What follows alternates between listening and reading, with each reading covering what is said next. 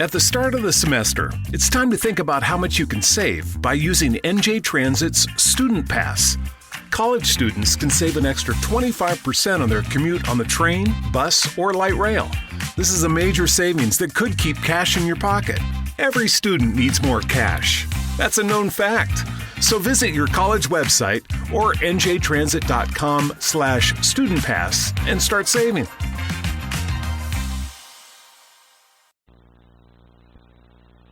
Convenient offices of Fidelity Federal Savings and Loan Association.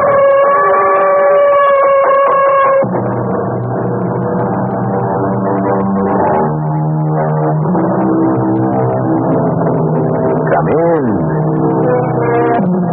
Welcome. I'm E.G. Marshall. The story we shall bring you in a few minutes is titled The Man Who Ran Away. The wish to run away is a common one.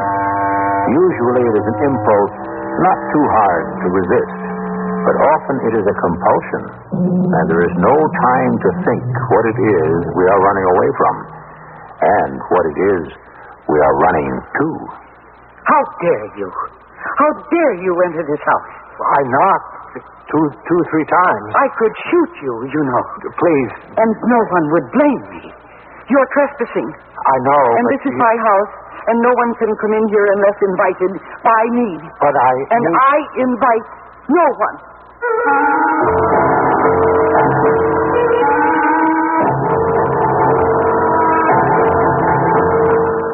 Our mystery drama, The Man Who Ran Away, was written especially for the Mystery Theater by Elspeth Eric and stars Mercedes McCambridge.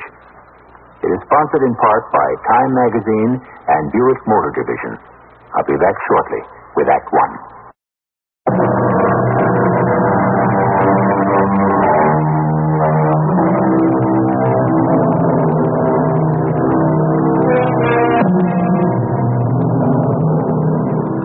It is not only children who run away. Grown people do it too. With children, we're apt to call it an act of defiance. With a grown man, we're at a loss to say what it is. But I strongly suspect it is a cry of pain. Listen now to the story of David, the man who ran away. David, let me explain. Never mind, Mona. There are things you should know. I know enough. Where are you going? I have no idea. But we should talk about it. No, we shouldn't.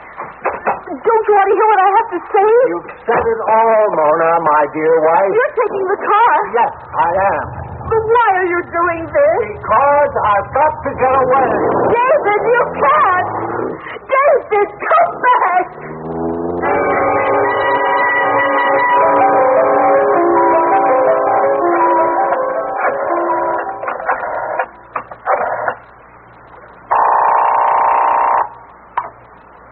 Hello? Jack, Mona. Jack, I did something stupid. Yeah? What now? That watch I gave you for your birthday, I charged it. I meant to go in and pay the bill the next day, but I forgot. Yeah? So? The bill came today, and David saw it. Now he knows everything. You told him? What else could I do? How did he take it? He up and left. Took the car. What do you mean, left or where? I don't know. Did you ask him? He just said he had to get away. And when did all this happen? This morning. He'll be back. It's 3:00 and he isn't back yet. Hasn't phoned, nothing. Well, don't worry. Just give him time. He'll be back.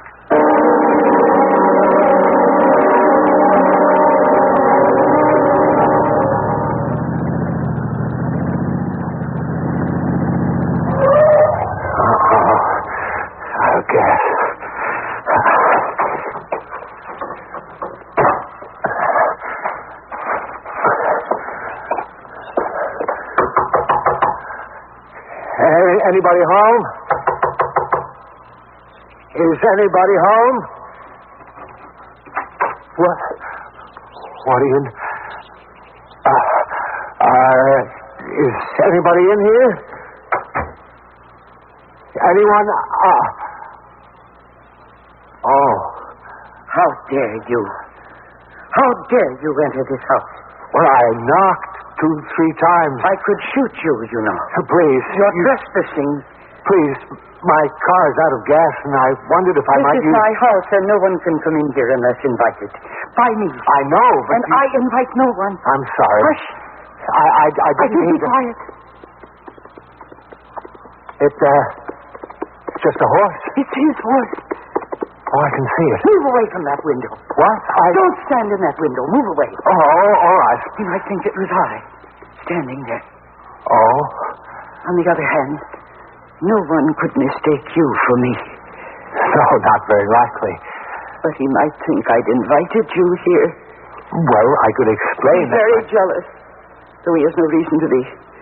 But he loves me desperately. Well, I don't want to make any trouble for you. Oh, you won't. We all make our own trouble, don't you think? I don't know. I do. And that's the way it should be, huh? Come. Into the parlor, why don't you? We'll have a little talk. But the man on horseback... Don't worry about him. He'll be back tomorrow. In the morning, and again in the evening, tomorrow, and the day after, and the day after that, and so on. Please, come into the parlor. You will tell me your troubles, and I'll tell you mine.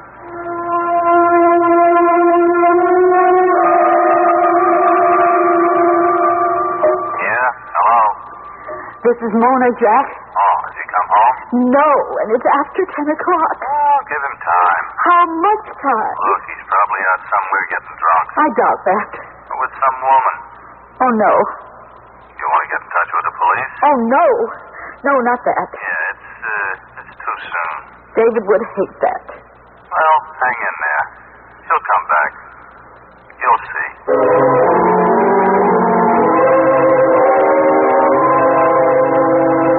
Everyone has troubles, you know. Little problems of one kind or another. I'm sure that's true. You haven't told me much about yours. Well, you haven't told me anything about yours. Oh, mine can wait.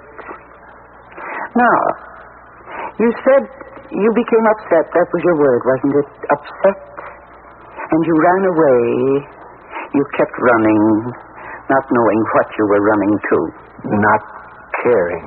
Simply running away. From what? From something unpleasant. You're a grown man. How old are you? 36.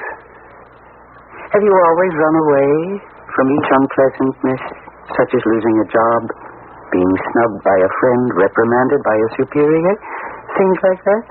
No. Then this unpleasantness was something more than unpleasant. Yes? Yes. It was something quite dreadful. Am I right? Yes. Not a death, and not the death of someone you love? Not exactly. But I am getting warm. I don't know why we have to go into all this. Oh, but we do. It's very important. No.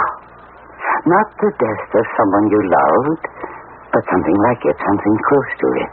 Yes, I think so. All right, then. The beloved one did not die, no. But something did happen, something that distressed you terribly, made it impossible to go on living as before, made it imperative for you to run away. What could that be? Really, I don't... If she did not die, then perhaps her love died. Her love for you. I really don't want to talk about it. What a sensitive nerve I've touched. Dear man, I'm so sorry for the pain you're feeling. So very sorry. I think I'd better leave. Thank you for everything. Don't go. This door... What about the door? It won't open. Of course it will open. Well, it's locked or something. Who ever heard of a door locked from the inside? Did you lock it? My dear man, I liked your company, but not so much as to lock you in. Well, then, why won't the door open? Because you don't want it to open. But I do. Do you really? I'd like to leave, if you don't mind. I don't mind. But you only half-heartedly want to leave. The other half of your heart wants to stay. You know I'm right. So say it. Why? You may be right. No, I am right. Now, come back and sit down and talk to me. I don't really feel like talking. Then let me talk. Huh? Her love for you died, not little by little, for the shock wouldn't have been so great. Am I right so far? You're right about the shock. Then the love may have been dying for some time, but you only just now discovered the truth. Yes. I'm not so naive as to think you found them locked in an embrace in bed. No, nothing like that. I believe you found out in some foolish, fatuous way. It was something really inane that led to the truth, was it not? She gave him a watch. An expensive watch. Yes? And she charged it to our account. I saw the bill. Oh, how very idiotic of her. College students can save an extra 25% on their commute to class with NJ Transit's Student Pass. This will help you save major cash. So visit your college website or njtransit.com/studentpass and start saving. Is she an idiot? No, Then she must be very inexperienced. I suppose. This is probably her first infidelity. Perhaps. Oh, certainly, without doubt. Well, that's very small comfort. Oh, my dear, I know. Believe me, I know. Because it is not the infidelity itself that plagues you so. But it is. No. It's the shock of discovering that you are not all you thought you were. Not to her. Not to the one you entrusted with your pride, your confidence, your manhood. Oh, no. It is not the infidelity which matters. It is the crushing of self-respect. That's what does the damage. A little love affair on the side. What is that? It's a little love affair on the side, no more. But it has made you feel that for her, you were not enough. That you did not suffice to keep her happy and content. That she needed a little love affair. That is what hurts. Are you crying a little? I guess I am. Well, good. It's only right and proper that you should. I'm sorry. If one does not weep for one's lost innocence, then for what should one weep? I didn't know that I was quite so innocent. No. You thought you were grown up and sophisticated and immune to shock. Well, we all think that until the blow falls. Now, what to do with you? You want me to leave? Not at all. I want you to stay. Let me give you some wine. Oh, no, thanks. No? Some men would run away into wine or whiskey. Not me. I only get sleepy. I have some cocaine. Would you like some of that? Cocaine? Oh, no. I don't use any kind of drug. I don't even like to take aspirin. There are those who run away to drugs to help the pain. Well, I'm not one of them. So, what are we to do with you? I guess what I really want to do is to go to sleep. Aha, sleep. The safest place to run. Would you like to sleep here? There are plenty of beds. Well, if you don't mind. Come. I'll show you the way. You're very kind. I can be even kinder.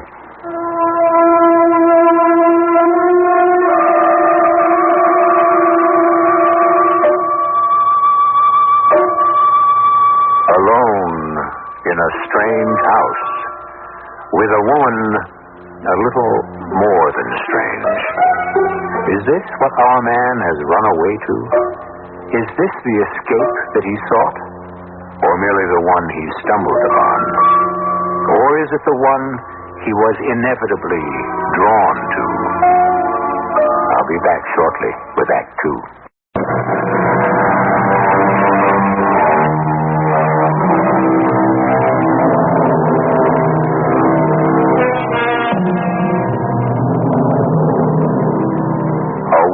Has passed since a desperate man stumbled upon, sought refuge in, or was inexorably drawn to a strange house many miles from his home.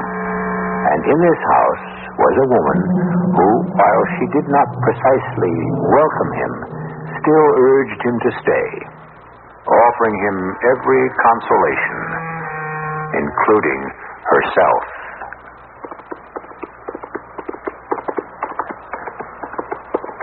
What's happening here? For the man on the horse. You were standing in the window. No, I wasn't. He saw you. No. Well, then why did he turn in and come up to the house? I don't know. I think he's leaving. Get away from the window. He can't see me. He isn't looking this way. He's never done that before. Actually come up to the house. Is that so terrible? He's supposed to wait for the signal. He rides past each day, in the morning and again just before it grows dark, waiting for the signal that I have forgiven him. Who is he? He is my husband, of course. Who did you think he is? I didn't know. And when he sees me standing in the window, dressed in my white muslin, the one with the lavender ribbons and the blue rose, then he will know that I have forgiven him, that he may enter this house, and I will be his again. I see. At least I think He's getting impatient, wouldn't you say? Else he'd never have turned in and come up so close to the house. Poor darling. I can't blame him. It's been a long time. How long can a man wait for his wife to forgive him? Forgive him for what? Oh, come now. You must know. For infidelity? Of course. Oh, I know it didn't mean anything to him, not really, but it did awful things to me. And that's why you understood me so well. People don't understand things they haven't experienced. They may try. They may pretend. They may sympathize and try to console, but they don't understand. How can they? You understood me so well. And I was right, wasn't I? That there was nothing for you to do but run away, to escape. You were right. And I was right, too, wasn't I? That the most delectable escape is in a strange bed.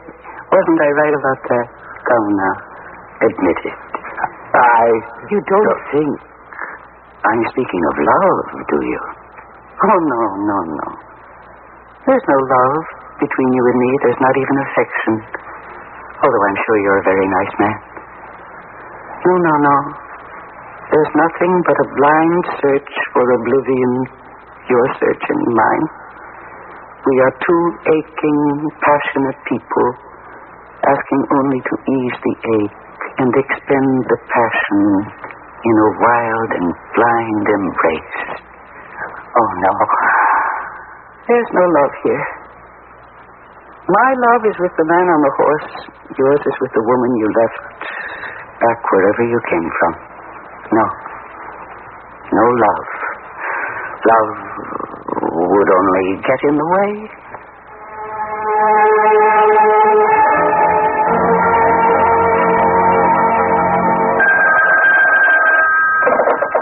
Hello? Is this the David Trent residence? Yes. Who is this? Is Mr. David Trent there? No. Not right now. When do you expect him? I'm not sure. Who is this? Am I speaking with Mrs. Trent? Yes. Do you own a red sedan car, Mrs. Trent? License plate number XM458. Why, yes. Who is this, please? Your car was stolen recently, is that right? Why do you say that? Well, because I saw it parked down the road from where I live, in front of an empty house, Where do you live? outside the town of Marathon. I'm sorry, I never heard of it. Well, it's a very small town between Norbury and Kermack. I'm afraid I never heard of them either. Well, they're all very small towns, madam, you see in the mountains. But if you want to reclaim your car, I can tell you how to get there. You say the car is parked in front of an empty house. Is it all right? I mean, there wasn't an accident or anything. Well, it looked all right. Are you sure the house is empty? Oh, yes. How do you know? I own it. Don't you think so? Think what? About what? That love would only get in the way? In the way of what? In the way of our little retreat. Is that what it is? I made my retreat to this house a long time ago. Then a week ago, you made yours. I didn't know I was making a retreat. You didn't think it's only the religious who make retreats, did you? Well, I never really thought about it. Many people make retreats, though they don't always call them that. Alcohol is a retreat. Really? Alcoholism is a permanent retreat. Drugs are a retreat. Addiction is a permanent retreat. A breakdown is a retreat. Insanity is a permanent retreat. And of course the last, the drastic, and the really permanent retreat is suicide. Aren't we getting a little morbid? Oh, what a touchy man you are. Are you afraid to talk about serious things like love and loss and death? No, I'm not afraid. I just don't want to spoil the retreat. Would you like to make it permanent? That would mean becoming a hermit. Would you like to be a hermit? Well, no. But I wouldn't be. Not as long as you're here. But I shan't always be here. Why not? Why won't you? Did I ever say I would? Not in so many words, but I assumed, I took it for granted. That was very foolish of you. Yes, I suppose it was. If you're planning on leaving... Eventually. Well, then, I might as well plan on it, too. I think you should. Actually, I might as well leave right now. If you like. You don't care? I don't care. No. It doesn't open. Try harder. It's no good. I can't. Let me open it for you. If you don't mind. Not in the least. Well, think of that. Imagine. I can't open it either. And that means... That means that I don't want to leave any more than you do. And you'll stay? As long as I do? You'd like that? Very much. No, my dear. It's impossible. Why is it impossible? Because we are becoming too much like lovers. Well, we nearly had a quarrel just now. Do you realize that? Just like real lovers. Would that be so awful? You don't know how awful. No. I can't open the door now. But tomorrow... You won't want to open it tomorrow any more than you do now. Oh, yes.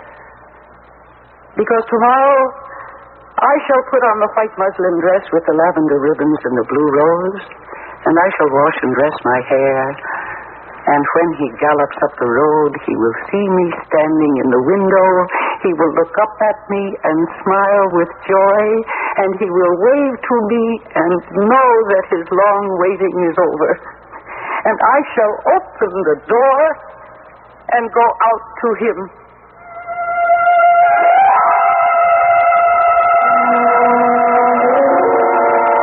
Yeah, hello? Jack, this is Mona. Any word from Dave? Not from him, no. But a man named Gregory Cape called me. He says our car is parked in front of an old deserted house down the road from where he lives. Been there for a week, he says.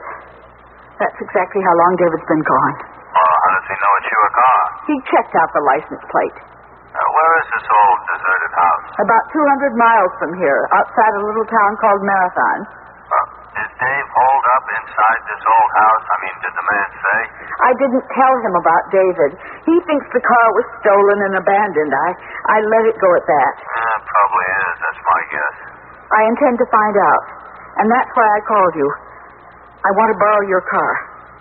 Oh, sure. I'll drive up there tomorrow. It's too late to go now. You want me to bring the car over to your house? If you don't mind. Want me to drive up to this place with you? I know how to get there. Mr. Kate told me in detail. Hey, I just as soon, you know. I don't want you to, Jack. I don't think David's in a mood to face you right now. I guess not. Actually, I might as well tell you now, if you'll just let me use your car tomorrow, then I don't want to have anything more to do with you. You understand? I understand.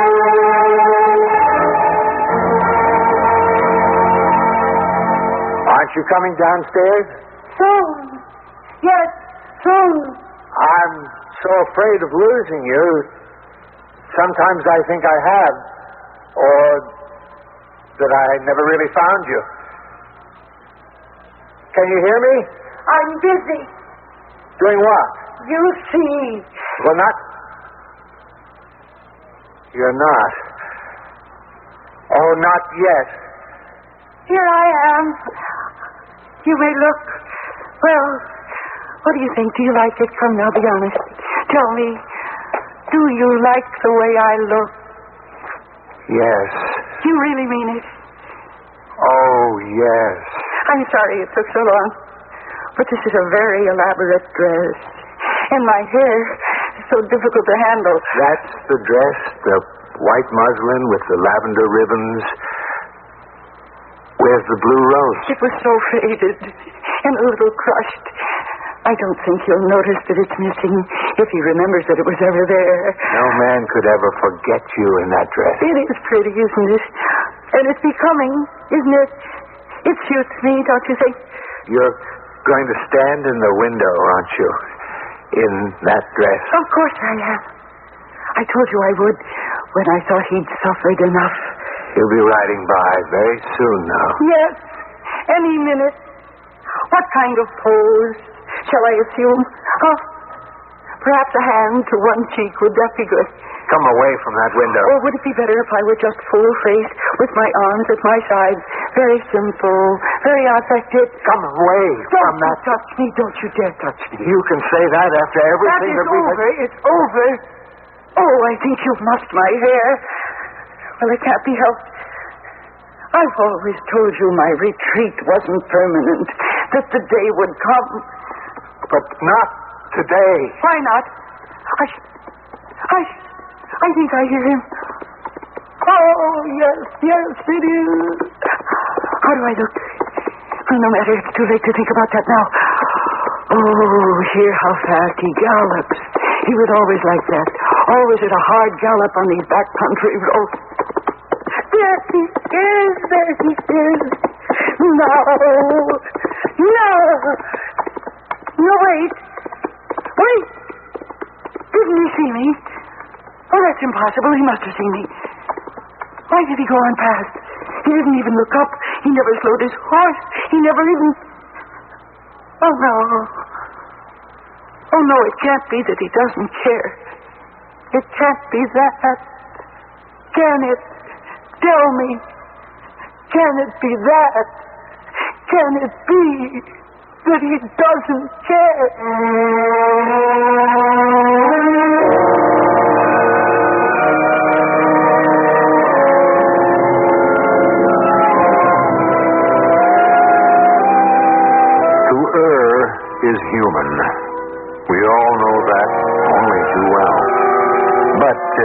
Is it really so divine to forgive? Especially when the one who is forgiven shows no appreciation of our forgiveness. Perhaps never wanted it, never needed it, and is in no mood to accept it. I'll be back shortly with Act 3.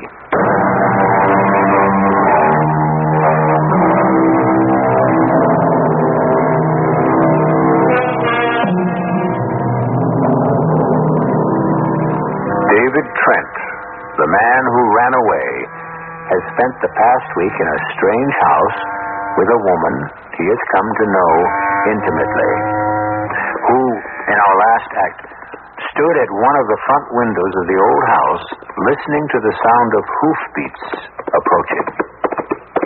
Here he is. No! Didn't he see me? He must have seen me. Why did he go on past? He didn't even look up. Oh, wait. What are you doing? I have to call him back. It can't be that he doesn't care.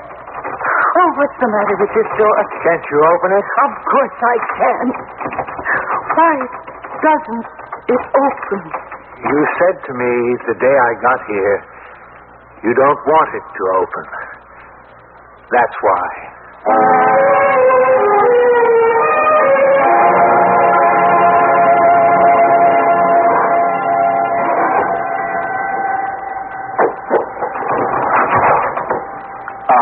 Yes, Mrs. Trent?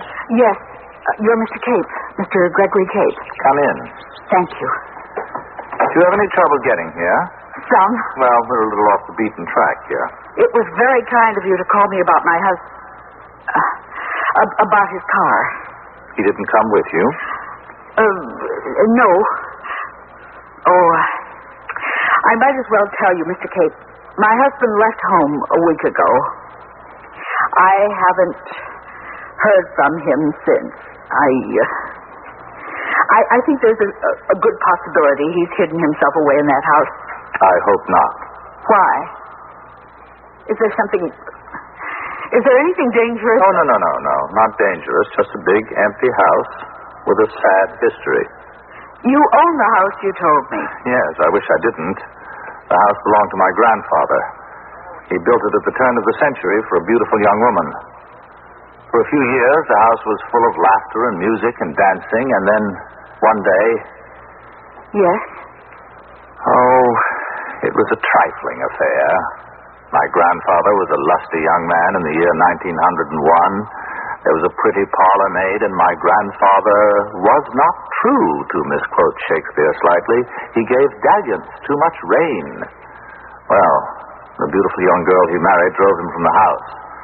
The laughter and the music and the dancing went on, but without him. It went on for a long time. It became wilder and more abandoned. The neighbors protested. They took steps to force her out of the house. When that happened, the music and the dancing stopped quite suddenly. There were not more guests. But she stayed on? She stayed on. First of every month, cases of liquor were delivered to the house. The laughter within was no longer merry or gay. It was hysterical and spiteful. And then that stopped, too. She died? Oh, no. It was about that time that cocaine was discovered. By Freud, actually. Though few people remember that. As an anesthetic for operations on the eye, Freud himself was addicted, I believe, for a short time. And the lovely lady in the house was also addicted for a very long time. Oh, how unhappy she must have been, your grandmother. My grandmother? Oh, no, Mrs. Trent. I am the grandson of the parlor maid.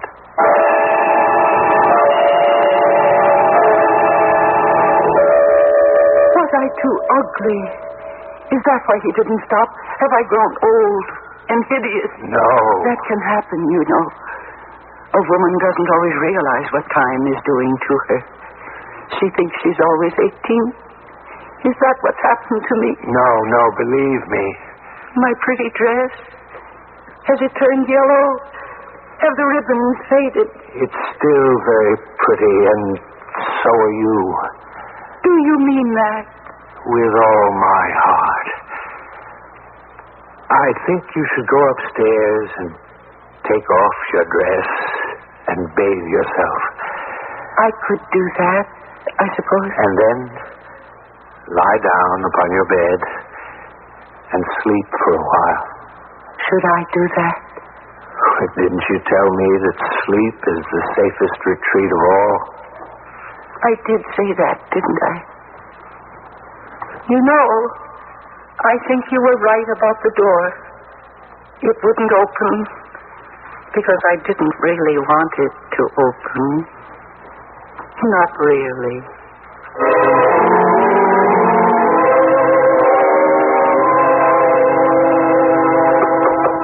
Come in if you want to. I can't open the door, but come in if you like. Hello, David. Mona. Hello. How are you? I'm well. Are you? Not very. Oh, I'm sorry. David, will you come home with me? Well, now, I don't know about that. You've been away so long. Has it been so long? For me, it has.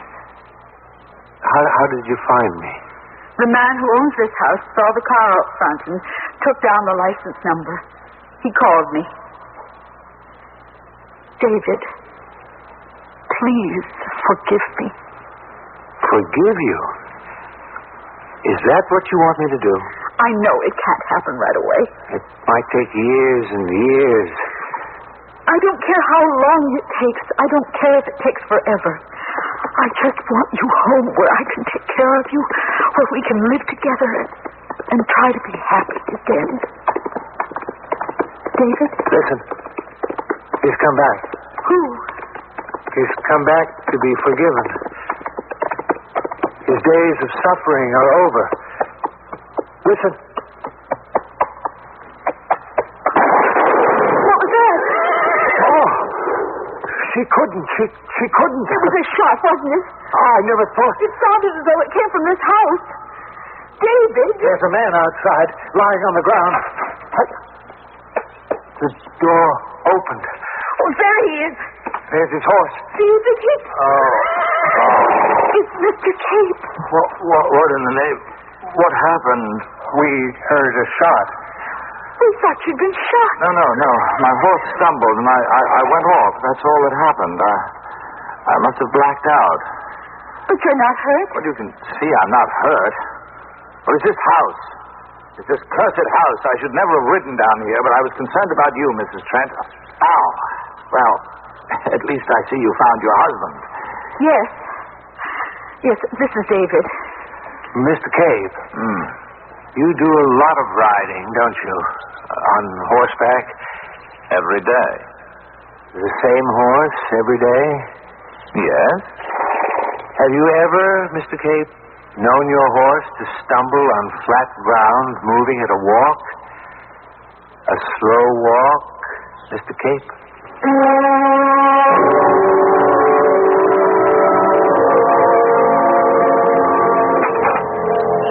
Are you here? It's only me. Don't be afraid. Are you here? Is that you? Yes. I'll come down. I'll wait. Have you come to make another retreat? No. No. Then why? I came to tell you that I've bought this house. Oh? Why have you done that? I wanted to be sure that you'd always have a place to live. That was very kind of you. Well, there was another reason. You've gone back to the woman who betrayed you. Am I right? You're right. And you've forgiven her. I'm getting back my self-respect. You told me, that little affairs, well, just a little affair. But the consequences to the third party, the one left out, the one made to feel like an outsider, well, they are very severe, as you well know. As I well know. You did shoot him, didn't you? Oh, yes. I thought so. I saw him fall, and a great burden was lifted from my heart. But you stay on here? Where would I go? Oh, I can't say I don't miss him. Miss the sound of his horse's hoofbeats pounding up the road. Yes, I miss that. The days seem long without that. Still, what else could I do? What could I do but kill him? It must have seemed like the only thing. You were going to tell me the other reason why you bought this house. You said you bought it for me. But there was another reason. Yes. I bought it for myself. To live here? No. At least, not all the time. I see. Just for the times when I need to run away. To make a retreat? That was very wise of you. And you know, don't you, that whenever you decide to run away, I shall always be here. I know. Thank you for coming. Oh, thank you for being here. I wonder if the door will open for me. Try it. You see? Yes. Come back. Soon.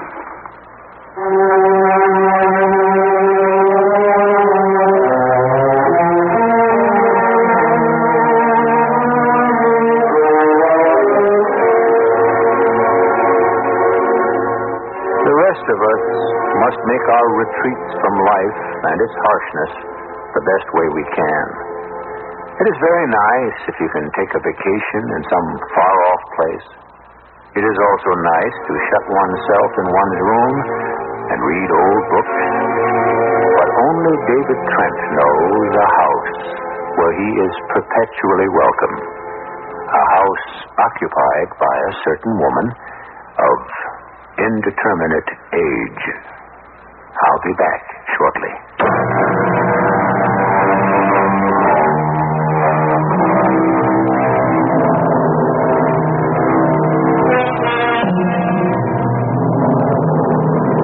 There's a great deal of talk about facing reality, and I myself endorse all of it. Reality is the safest place to live in. But we have to admit that not all of us are strong enough to live with reality day in, day out. We all must run away from time to time to build up our strength. The thing is, we must always know the way back. For us, the door must always open. Our cast included Mercedes McCambridge, Robert Dryden, Martha Greenhouse, and William Redfield. The entire production was under the direction of Hyman Brown. And now, a preview of our next tale. Look what I found. There's this Indian arrowhead among the rocks. Well, that's unusual. There's a design on it. Here, let me rub off more of the moss. It's heavily encrusted. Must have been here for hundreds of years. Yes. Drums. Beg your pardon? Drums. Indian drums. Hear them? Drums. What are you talking about? I don't hear anything. Here. Any idea what this design means, Colonel? Well, they're gone. They're gone. What? You didn't hear the Indian drums? No. When you rubbed the arrowhead, I distinctly heard drums. When you handed it to me, the drums stopped. Radio Mystery Theater was sponsored in part by Buick Motor Division and Time Magazine. This is E.G. Marshall inviting you to return to our Mystery Theater for another adventure in the macabre. Until next time, pleasant dreams.